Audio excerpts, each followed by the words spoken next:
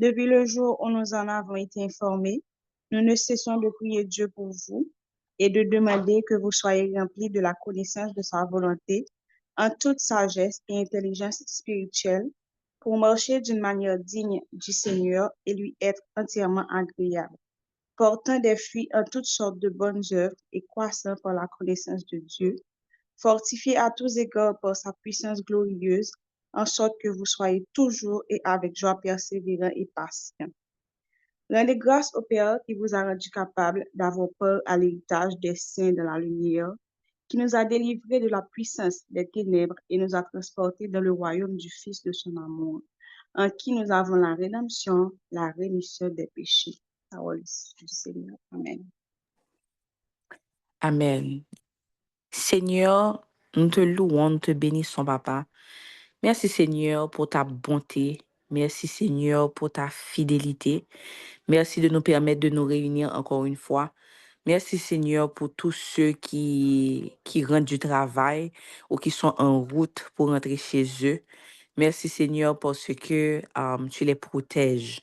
Merci parce que tu les as protégés. Merci parce que tu les as couverts tout au long de la journée.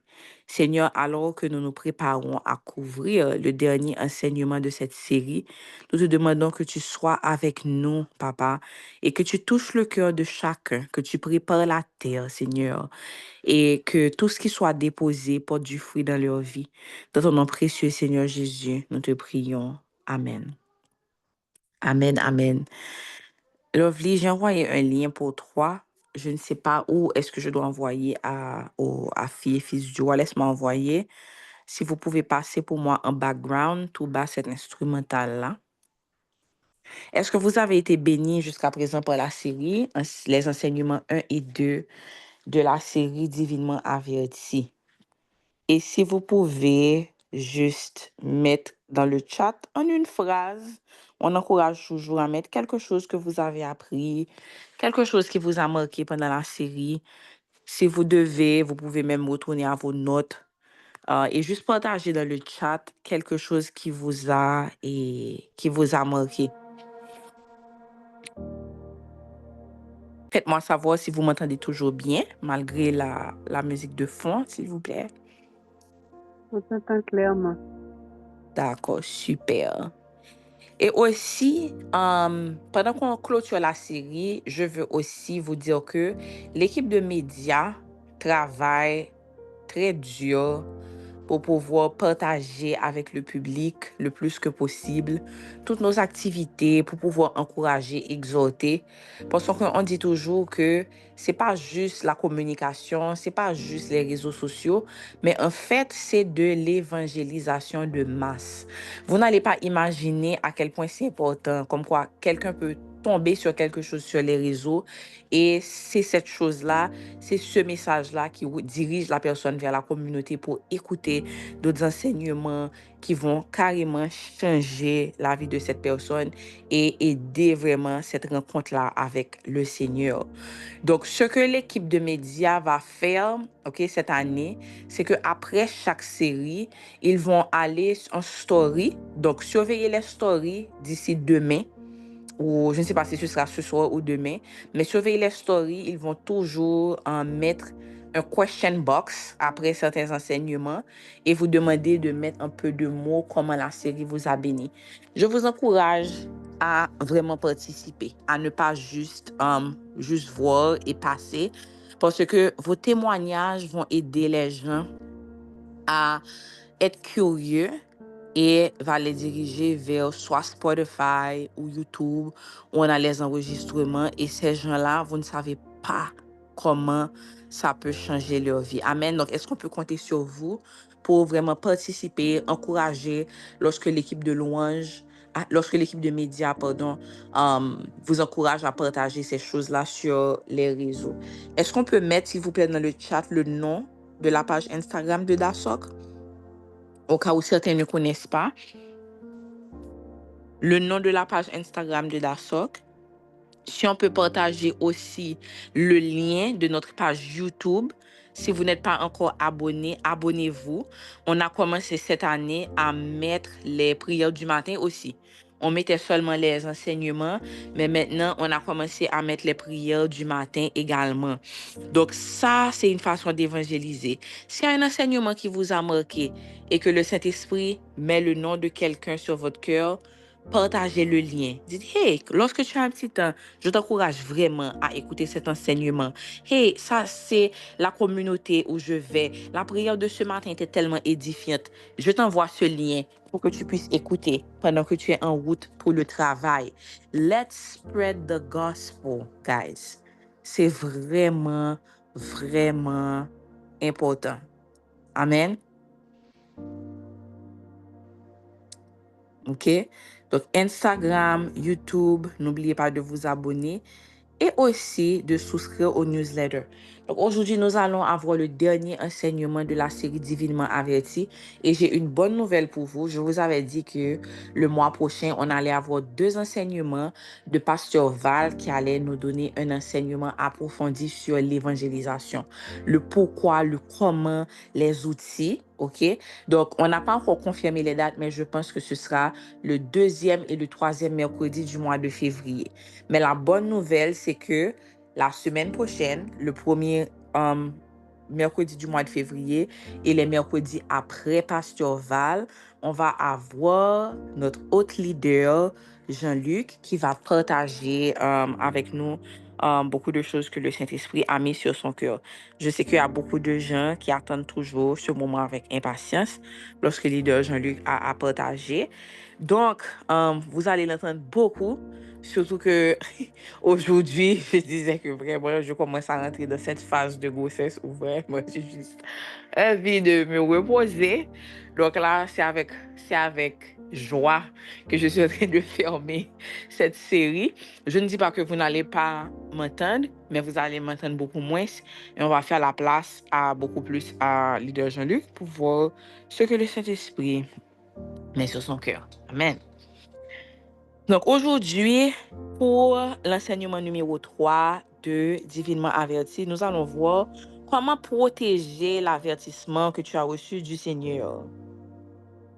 Comment protéger l'avertissement que tu as reçu du Seigneur. Donc, on a parlé de comment le Seigneur nous avertit, de notre identité à l'enseignement numéro 1. On n'entend plus la musique de fond, je ne sais pas pourquoi. On a parlé de différentes choses. On a parlé de pourquoi le Seigneur nous avertit, parce que c'est lui qui nous a créés, c'est lui qui nous connaît, qu'il a des plans pour nous, etc. Donc aujourd'hui, nous allons voir comment protéger ce que nous avons reçu. J'aimerais un volontaire, s'il vous plaît, pour lire pour moi Luc chapitre 1, versets 5 à 25, que vous allez voir sur l'écran. Dans la version Bible du Semeur, si quelqu'un peut se porter volontaire juste pour lire pour moi, s'il vous plaît. Je peux. Je peux lire ça. OK, quelle que soit la personne qui est disponible, allez-y. OK. Luc 1, verset 5 à 25, Bible du Semeur. Il y avait à l'époque où Hérode était roi de Judée, un prêtre nommé Zacharie qui appartenait à la classe sacerdotale d'Abia. Sa femme était une descendante d'Aaron. Elle s'appelait Élisabeth. Tous deux étaient justes aux yeux de Dieu et observaient tous les commandements et toutes les lois du Seigneur de façon irréprochable. Ils n'avaient pas d'enfants car Élisabeth était stérile et tous deux étaient déjà très âgés. Un jour, Zacharie assurait son service devant Dieu. C'était le tour de sa classe sacerdotale. Suivant la coutume des prêtres, il avait été désigné par le sort pour entrer dans le sanctuaire du Seigneur et y offrir l'encens. À l'heure de l'offrande des parfums, toute la multitude du peuple se tenait en prière à l'extérieur. Tout à coup, un ange du Seigneur lui apparut, debout à droite de l'autel des parfums. Quand Zacharie le vit, il en fut bouleversé et la peur s'empara de lui.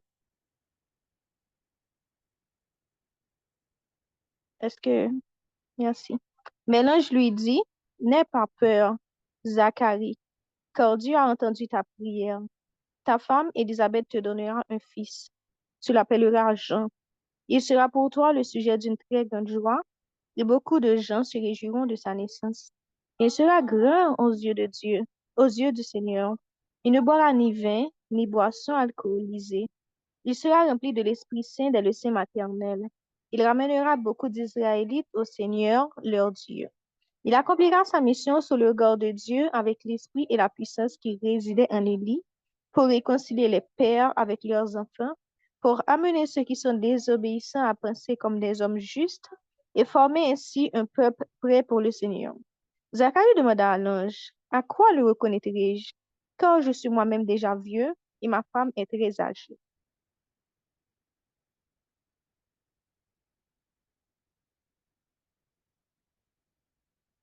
L'ange lui répondit, je suis Gabriel, je me tiens devant Dieu qui m'a envoyé pour te parler et t'annoncer cette nouvelle.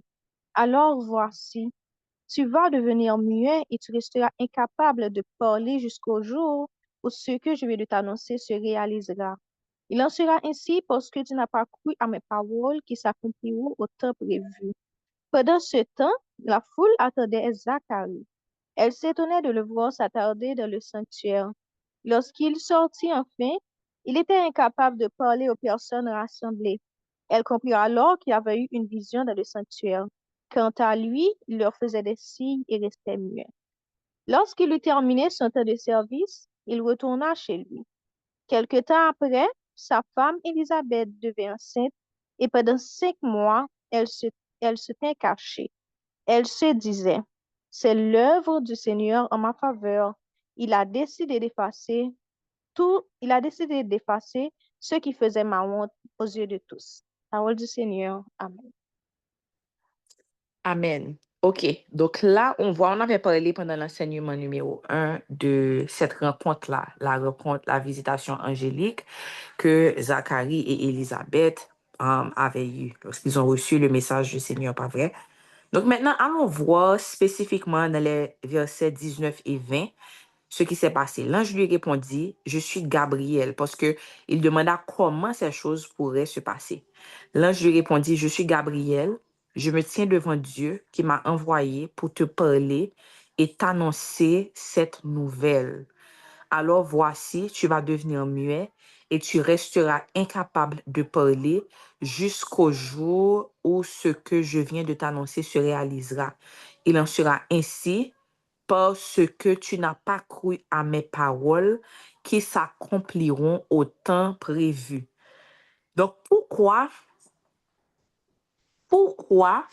d'après vous, d'après votre analyse et d'après ce qu'on a vu pendant les 2 enseignements, l'ange a été aussi drastique pour rendre Zacharie muet?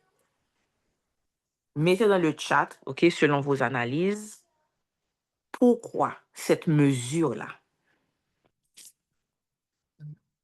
Pourquoi il a dû être muet? Pour protéger le plan de Dieu. Explique. Bon, si Dieu est souverain, pourquoi et ça devait protéger le plan de Dieu? Théo, je te pousse à réfléchir plus. Donc, si Dieu est souverain, donc pourquoi?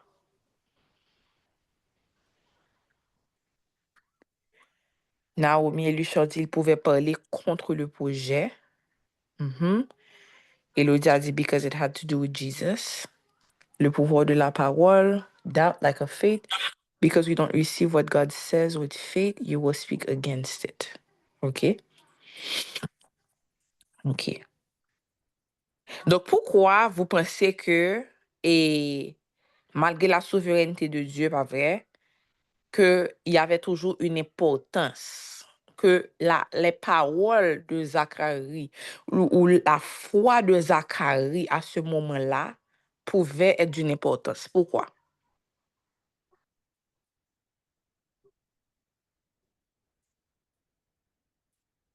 La foi est importante pour que le miracle s'accomplisse. Yo, munubanda nombayo. Because, mute yourselves, everyone. Olivier, mute yourself.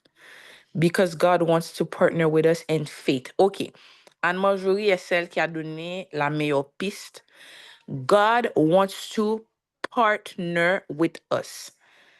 Vous devez comprendre que Dieu nous a donné le libre arbitre et il nous a donné quoi sur la terre? Qu'est-ce que Dieu, lorsqu'il a créé l'homme, si vous n'arrivez pas à trouver la réponse, ne vous inquiétez pas. C'est pour ça qu'on commence Dive in the Word la semaine prochaine.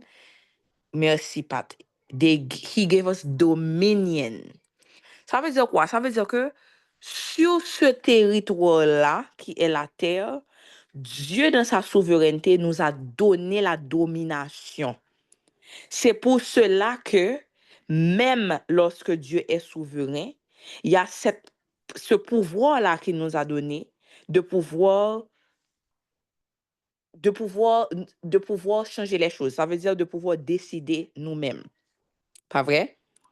Et c'est pour ça qu'on a vu on avait vu dans l'enseignement pourquoi Jésus a dû venir, que parce que Dieu a donné à l'homme, selon sa parole, le libre arbitre, la domination, lorsque l'homme a décidé de prendre du fruit de la connaissance du bien et du mal, ça veut dire qu'il a décidé que je peux aussi être Dieu, je peux décider ce qui est bien, ce qui est mauvais, ce qui était la pire décision parce que l'homme a été créé à l'image de Dieu, mais jamais pour être Dieu.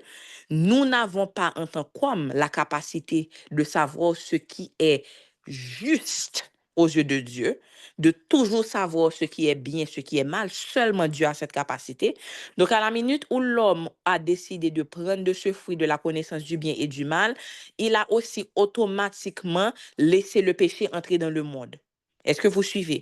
Ça veut dire que puisque l'homme n'a pas été créé pour être Dieu, l'homme n'a pas été créé pour avoir cette capacité à savoir ce qui est sain, ce qui est bien, pour vraiment séparer le bien du mal, automatiquement, il a décidé d'être lui-même Dieu, il a aussi ouvert la porte à l'erreur. Il a aussi ouvert la porte à la possibilité de choisir le mal. Et Dieu, dans sa sainteté, qui ne peut pas se mélanger avec le mal, pas parce qu'il n'aimait plus l'homme, mais parce que dans son essence, il n'a pas qu'à coexister avec ténèbres. Donc, c'est là qu'au début, il y a eu la séparation entre Dieu et les hommes. Jusqu'à ce que Dieu a envoyé son Fils unique, pas vrai, qui s'est fait homme pour nous représenter et accomplir le sacrifice pour nous, afin que maintenant, tous ceux qui croient au nom de Jésus-Christ, que ils viennent cacher en Jésus-Christ. Ça veut dire quoi? Ça veut dire que c'est pour ça qu'on dit qu'on est sauvé par grâce. C'est pas parce que tout d'un coup maintenant, on a la capacité de seulement choisir ce qui est bien, qu'on a la capacité nous-mêmes de travailler pour la sainteté, mais c'est parce que puisqu'il est saint et que nous sommes cachés en lui, lorsque le péché vient pour nous condamner, il n'y a pas ouais, mais il y a Jésus. Si tu es caché en lui, si tu l'as accepté comme ton Seigneur et Sauveur et que réellement tu es caché en lui, parce que c'est pas tout le monde qui est caché en lui. Tout le monde n'est pas caché en lui. Donc, à cause de cette domination que Dieu nous a donnée, nous avons aussi le pouvoir de détruire une promesse avant qu'elle soit arrivée à l'accomplissement, à travers notre incrédulité, à travers notre désobéissance, à travers notre manque de foi, à travers nos paroles. Quand la Bible nous dit que le pouvoir de la mort et la vie sont dans la langue. Merci Sarah Jane pour le verset. Matthieu 18, verset 18 qui nous dit, je vous le dis en vérité, ça c'est Jésus qui parle, tout ce que vous lirez sur la terre sera lié dans le ciel et tout ce que vous délirez sur la terre sera délié dans le ciel. Ça veut dire que Dieu, dans sa souveraineté, nous a aussi donné ce pouvoir. Ça veut dire que comme Anne-Marjorie a si bien dit, God needs you to partner with him. Est-ce que vous êtes là jusqu'à présent? Juste parce que tu as reçu un mot, juste parce que tu as reçu une prophétie, ne veut pas dire que tu ne détiens pas en toi-même la capacité de détruire cette graine-là avant qu'elle soit accomplie. Est-ce que vous êtes là? Ou est-ce que je vous ai perdu? Est-ce que tout le monde suit? Donc, c'est pour cela que nous avons le devoir de protéger ce que nous avons reçu. Lorsqu'on a été divinement averti, pas vrai, lorsque Dieu te donne ce mot, que ce soit sur ton identité, que ce soit pour un plan qu'il a sur ta vie, que ce soit pour une promesse, que ce soit pour une prophétie qui va s'accomplir, que ce soit dans quelques années ou même dans cette semaine-là où il te l'a montré, pas vrai? J'avais partagé avec vous les rêves, les choses qu'il m'a montrées et qui sont arrivées pendant le mois de janvier là. Ça veut dire que pendant le mois de janvier, il y a eu beaucoup de fois où Dieu me montrait des choses et juste quelques jours après, c'est arrivé. C'était pas une question d'années, de semaines, de mois. C'était littéralement quelques jours après. Donc maintenant, en tant que fils, fille du roi, ce que je veux vous apprendre aujourd'hui, c'est comment protéger l'avertissement que vous avez reçu. Amen. Parce que nous n'allons pas agir comme des insensés, mais comme des gens sensés. La première chose que vous devez savoir, c'est que la clé pour protéger ce que vous avez reçu, c'est la discrétion. La discrétion. Dans Proverbe 2, verset 11, la parole de Dieu nous dit, dans la version Louis II, la réflexion verra sur toi, l'intelligence te gardera. Je voulais aussi mettre la version ESV en anglais qui dit, discretion will watch over you, understanding will guard you. Donc là, vous voyez que la discrétion dont on nous parle ici dans la Bible est aussi synonyme de réflexion. Pourquoi? Ça veut dire que quelqu'un qui est discret est quelqu'un qui n'est pas impulsif, est quelqu'un qui pèse ses actions, qui pèse aussi ses mots avant de les prononcer ou avant d'agir. Ça veut dire que c'est quelqu'un qui est réfléchi. On utilise aussi ce terme-là. Souvent, vous voyez, quelqu'un qui est réfléchi. Une action qui est réfléchie. Un comportement qui est réfléchi. Ça veut dire que moun nan, li pas juste courir pour l'agir sous sa senti, hein, mais son moun qui pesé, qui réfléchit avant l'agir. C'est quelqu'un qui réfléchit avant de parler. C'est quelqu'un qui réfléchit avant de partager. Amen. Donc, la réflexion verra sur toi. L'intelligence te gardera. Amen. Si on peut changer pour moi, s'il vous plaît. Donc, la discrétion est une preuve de sagesse parce qu'elle peut te protéger de la jalousie de certains. La discrétion te protège de la jalousie de certains. Maintenant, là, je veux que vous fassiez très attention parce que vous pouvez facilement rentrer dans la peur et la superstition. On n'est pas en train de parler de la peur ni de la superstition, quand la parole de Dieu nous dit que il n'y a pas de crainte dans l'amour, car l'amour parfait bannit la crainte. Ça veut dire que si tu es réellement caché en Jésus-Christ, tu sais qu'il ne t'a pas donné un esprit de peur, mais un esprit de force, un esprit de maîtrise de soi. OK? Donc, je veux qu'on fasse très attention à ne pas penser que quand on parle de que la discrétion peut nous protéger de la jalousie, que ça veut dire que même en tant que chrétien, qu'on va mener une vie de peur, qu'on ne va jamais partager les bonnes nouvelles, qu'on va toujours être quelqu'un de cachotier, etc. Non, non, non, non, non, non, non. Au contraire, il y a un temps pour témoigner, il y a un temps pour parler de ce que Dieu a fait dans votre vie. Mais là, on parle, comme dans le cas de Jean-Baptiste, quand tu es dans le cas de Zacharie, le père de Jean-Baptiste, lorsque tu es dans une saison où la semence est fragile, lorsque tu es dans une semence, des fois, dans une saison, pardon, où même toi-même, tu n'as pas encore cette conviction par rapport à la promesse, par rapport à la parole. Ça veut dire que tu as toujours un doute dans ton cœur. Donc, tu es dans une période fragile où même toi-même, avec tes propres mains, tu peux détruire la semence avant qu'elle arrive à germer. Nous allons voir ensemble dans Genèse 37. Vous vous rappelez, dans l'enseignement numéro 1, on avait vu ensemble l'histoire de Joseph. Ok? Dans Genèse 37, versets 3 à 11, on voit Israël aimait Joseph, le père de Joseph, aimait Joseph beaucoup plus que tous ses autres fils qu'il avait eu dans sa vieillesse. Il lui fit une tunique splendide. Ses frères virent que leur père le préférait à eux tous, alors ils le prirent en haine et ils ne pouvaient plus lui parler aimablement. Joseph fit un rêve et le raconta à ses frères qui ne l'en détestèrent que davantage. Soulignez ça. Joseph fit un rêve et le raconta à ses frères qui ne l'en détestèrent que davantage. Il leur dit, en effet, écoutez, je vous prie ce songe que j'ai eu. Nous étions en train de lier des gerbes dans les champs. Soudain, ma gerbe s'est dressée et s'est tenue debout. Les vôtres se sont placés autour d'elle et se sont prosternés devant elle.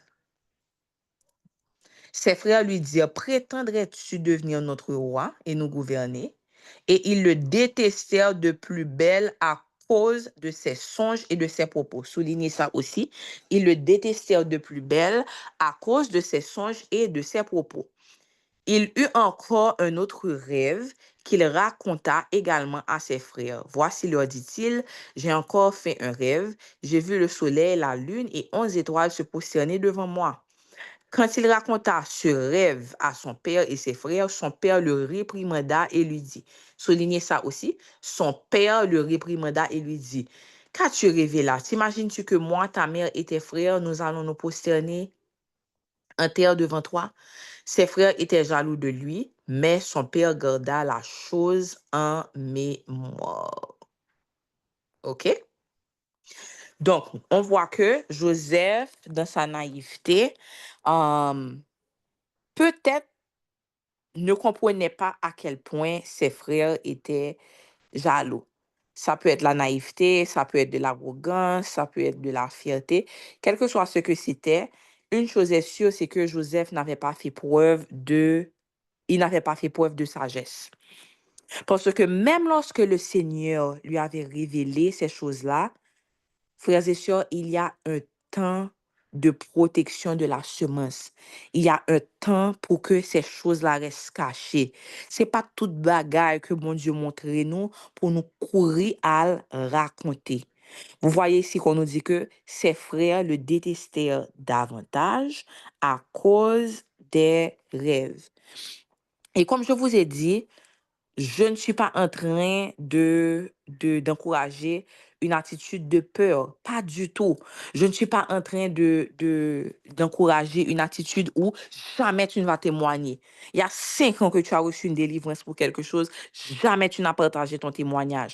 Ça, c'est la peur, c'est la superstition et même la désobéissance. Mais là, on est en train de parler de sagesse et discrétion. OK? Donc, on a vu que la discrétion, être un homme, une femme de Dieu réfléchi, qui réfléchit avant d'agir, va te protéger de la jalousie de certains. Tout comme le silence de Joseph l'aurait protégé de la jalousie de ses frères et lui aurait probablement évité beaucoup de souffrances, OK, qui n'aurait pas été nécessaire s'il avait été sage. Donc, c'est ton devoir de protéger la semence que tu as reçue. Et là, la série de la semence à la récolte que je vous encourage à réécouter. De la semence à la récolte. C'est ton devoir de protéger la semence que tu as reçue. Dans Luc 8, Jésus nous parle de la parabole de la semence que j'encourage tout chrétien à lire. Et là, dans le verset 15, il parle de la semence qui est tombée dans une bonne terre.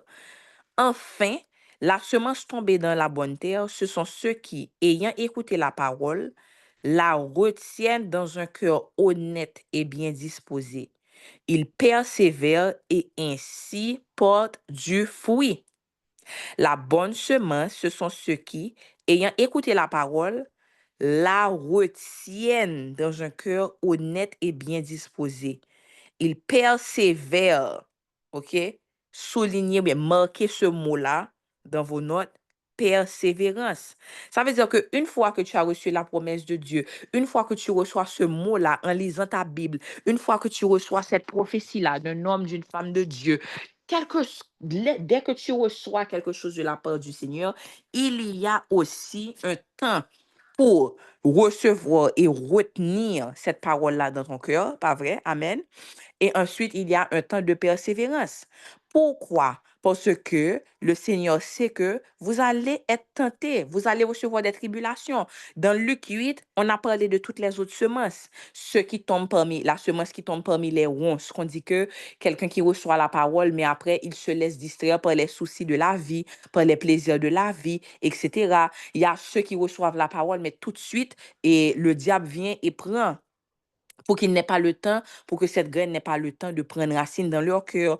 Donc, Jésus nous a parlé à travers la parabole du semeur de tous différents types de cœurs qui reçoivent la parole de Dieu. Mais la bonne semence est tombée dans la semence qui est tombée dans la bonne terre, c'est le chrétien qui reçoit cette parole-là, qui la retient dans un cœur honnête et bien disposé, pas vrai? Il persévère et ainsi porte du fruit. OK? Il y a Lynn Alexandre qui a posé une très bonne question, que est-ce que si Joseph n'avait pas dit ça, est-ce qu'il rentrerait quand même dans sa destinée? Oui, oui, il rentrerait quand même dans sa destinée. Il y a quelque chose que vous devez comprendre, frères et sœurs. Lorsque Dieu envoie sa parole, il est fidèle pour l'accomplir. Dieu est toujours fidèle, disponible, disposé pour l'accomplissement de sa promesse, pour l'accomplissement de ce qu'il a dit. Cependant, vous devez savoir que la route peut changer. Lorsque le peuple israélite est sorti de l'Égypte, pas vrai? Ils auraient pu avoir un trajet qui était beaucoup plus court pour arriver à la terre promise. Cependant, ça a duré beaucoup plus longtemps à cause du manque de foi, à cause du manque de désobéissance, à cause des murmures, etc. Donc, prenez ça en note pour votre vie. Tu peux arriver à destination, mais avoir des détours et des tribulations qui n'étaient pas nécessaires. Tu peux arriver à destination, mais avoir des détours et des tribulations en chemin qui n'ont jamais été nécessaires. À cause du mauvais choix, parce que à un moment donné, Dieu t'avait montré dans quel chemin tu devais marcher. Tu as choisi selon tes préférences, vous voyez? Donc, ça ne veut pas dire que Dieu n'est plus fidèle pour accomplir ses promesses, parce qu'il y a tous ceux qui se repentent, qui confessent leurs péchés. Il est fidèle et juste pour les pardonner et les laver de toute iniquité. Pas vrai? On voit aussi dans le livre de Romains que en toute chose concourt au bien de ceux qui aiment Dieu, qui sont appelés selon son dessein. Ça veut dire que Dieu est un Dieu rédempteur. Dieu est capable de prendre ce qui était brisé et transformer en quelque chose d'autre, pas vrai? Mais il y a des détours, il y a des traumatismes même qui ne sont pas nécessaires, par lesquels tu n'étais pas obligé de passer pour arriver à cette destination. OK? Donc, comment protéger cette parole, la semence que tu as reçue? La première façon, c'est que tu la protèges avec la parole de Dieu. Hébreux 4, verset 12 nous dit que la parole de Dieu est vivante et efficace. Elle est plus tranchante que toute épée à double tranchant et pénétrant jusqu'à la division de l'âme ainsi que de l'esprit et des jointures et que de la moelle. Elle juge les dispositions et les pensées du cœur. Ça veut dire que la parole de Dieu, si vous pouvez souligner, elle juge les dispositions et les pensées du cœur. C'est la parole de Dieu qui te donne la sagesse, parce qu'elle permet de séparer ce qui vient de ta chair, ce qui vient de ta propre volonté, ce qui vient de ton incrédulité, ce qui vient de ton manque de connaissance, ce qui vient de ton ignorance, et séparer ça de la volonté réelle de Dieu. Est-ce que vous êtes là? Donc, plus vous êtes dans la parole de Dieu, plus vous faites de la parole de Dieu votre nourriture, ça va devenir pour vous une boussole qui vous aide à prendre des décisions qui sont sages et vous aider à protéger la semence que Dieu vous a donnée. La parole de Dieu nous rend sages. Et c'est pour ça vraiment que je vous prie de ne pas rater cette 3e édition de Dive in the Word. À partir de lundi, chaque jour, lundi au vendredi, 5h à 6h, lire la parole de Dieu ensemble. On va lire la parole de Dieu ensemble. Moi, je suis tellement excitée parce que c'est quelque chose que je sais qui n'est pas facile. Ça de faire seul. Ça demande une discipline. Mais lorsqu'on fait ensemble, la charge devient plus légère. Ça devient beaucoup plus agréable de lire la Bible de la première page jusqu'à la dernière. La parole de Dieu est vivante et efficace. Écrivez dans le chat, je crois que la parole de Dieu est efficace dans ma vie. Vous devez le croire. Que la parole de Dieu, c'est pas juste de simples mots, mais que c'est une puissance. Elle est plus tranchante qu'une épée à double tranchant. Elle sépare la lumière des ténèbres. Oui, il faut croire. Je crois que la parole de Dieu est efficace dans ma vie. Amen. La deuxième façon de protéger la semence que vous avez reçue, c'est avec la prière. Avec la prière. Matthieu 26, verset 41 nous dit, veillez et priez pour ne pas céder à la tentation. L'esprit de l'homme est plein de bonne volonté, mais la nature humaine est faible. Ça dit quoi? Veiller et prier. Ça veut dire que la prière est une arme qui nous aide même dans les moments de tentation. Et ça vous aide à protéger la semence que Dieu a déposée dans vos vies. Et la troisième façon, il n'existe pas seulement trois façons. Et je vous encourage, OK, équipe de test pour les questions de réflexion que vous aurez à faire avec vos cellules, que vous puissiez aussi trouver vous-même, réfléchir à d'autres façons de protéger la semence que Dieu vous a donnée. Le troisième point que nous allons couvrir pendant cet enseignement, c'est avec le repos. Ésaïe 30, verset 15 nous dit, car ainsi parle le Seigneur, l'Éternel, le Saint d'Israël, c'est si vous revenez à moi, si vous restez tranquille, que vous serez sauvés. C'est dans le calme et la confiance que sera votre force, mais vous ne l'avez pas voulu. On pense souvent, lorsqu'on pense à protection, protéger ce que Dieu nous a donné, à des méthodes comme on a parlé de ça, on a parlé du jeûne, bon, on n'a pas parlé du jeûne, mais on sait qu'il y a le jeûne, il y a la prière, on voit que c'est comme une arme. Nous allons rentrer en prière, nous allons faire un jeûne, on va casser les chaînes, etc. Et tout ça, c'est bien, pas vrai? Mais souvent, en tant que chrétien, nous négligeons le repos. Il dit que c'est dans le calme et la tranquillité que sera notre force. C'est quand la dernière fois que vous avez vous avez observé une journée de sabbat. Vraiment, cette chose-là, c'est une bataille. Et ça nous montre à quel point